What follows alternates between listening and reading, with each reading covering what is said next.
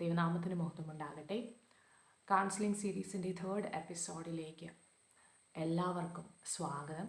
ഇന്നത്തെ നമ്മുടെ വിഷയം സൂസൈഡ് എന്നുള്ളതാണ്. നമ്മുടെയൊക്കെ ജീവിതത്തിൽ ചിലപ്പോഴൊക്കെ വലിയ ഭാരം തോന്നുന്ന സമയങ്ങളുണ്ട്. എന്നെ മനസ്സിലാക്കാൻ ആരുമില്ലല്ലോ, എൻ്റെ സൈലൻസ് അല്ലെങ്കിൽ എൻ്റെ നിശബ്ദത ആർക്കും മനസ്സിലാവുന്നില്ലല്ലോ, ഇനി എന്തിനു ജീവിക്കണം, ജീവിതം കൊണ്ടൊരർത്ഥമില്ലല്ലോ, പ്രതീക്ഷകളെല്ലാം അറ്റുപോകുന്നുണ്ടല്ലോ, ഒന്നും നടക്കാതെ തോന്നുന്ന അല്ലെങ്കിൽ ജീവിതത്തിൻ്റെ മേഖലകളിൽ ഒരു ചലനം പോലും ഇല്ലാതെ നിൽക്കുന്ന ഒരു സിറ്റുവേഷനിലൂടെ നമ്മൾ പലരും കടന്നു പോകാറുണ്ട്. എന്നാൽ നാം ഒരു കാര്യം മനസ്സിലാക്കണം, നമ്മുടെ ജീവിതം ദൈവത്തിൻ്റെ ദാനമാണ്. നമ്മുടെ ജീവിതത്തിൽ സംഭവിക്കുന്ന എന്തു തന്നെയാണെങ്കിലും അതിൻ്റെ പുറകിൽ കർത്താവിൻ്റെ ഉദ്ദേശമുണ്ട്.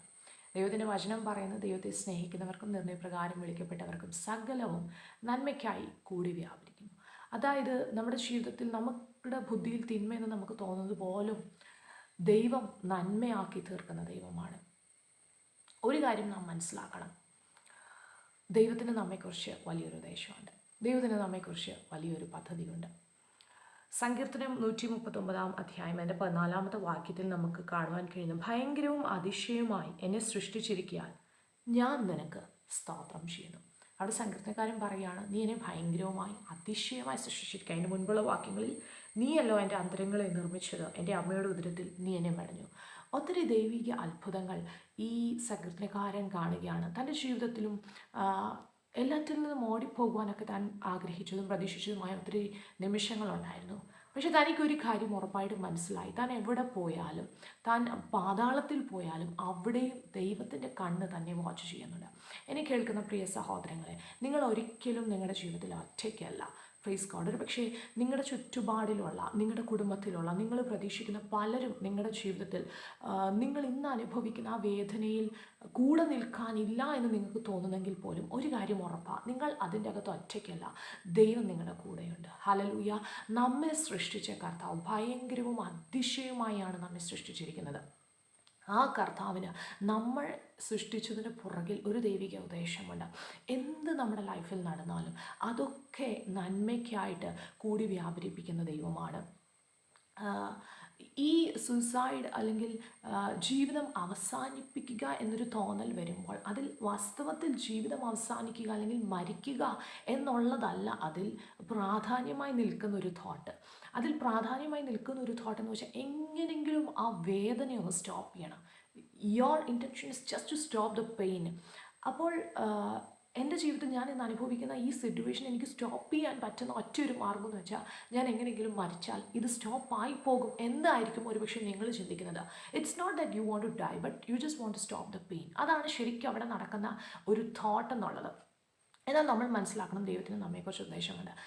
ഞാൻ കഴിഞ്ഞ എപ്പിസോഡിൽ പറഞ്ഞതുപോലെ ഏലിയാവിൻ്റെ ജീവിതത്തിലും താൻ പറയുക, കർത്താവ് ഞാൻ മതി, ഞാൻ എൻ്റെ പിതാക്കന്മാരെക്കാൾ നല്ലവനല്ല, എന്നെ അങ്ങ് എടുത്തുകൊള്ളണേ എന്നൊക്കെ താൻ ദൈവസന്നിധിയിൽ പ്രാർത്ഥിക്കുന്നു. താൻ മരിക്കാൻ ആഗ്രഹിക്കുന്നതെന്ന് കർത്താവിൻ്റെ വചനം പറയുന്നുണ്ട്.